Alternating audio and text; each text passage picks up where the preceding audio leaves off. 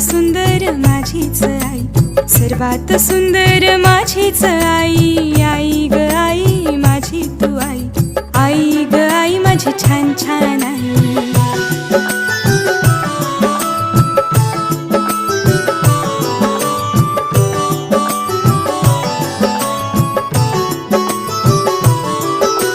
खाऊ पिऊ देतेस खूप छान छान, लाडवाचा घासही भरवतेस छान. नाही खाल्लास तर पकडून कान, म्हणते येऊन राक्षस पकडेन मान. भरवताना केलीस तू कितीही घाई,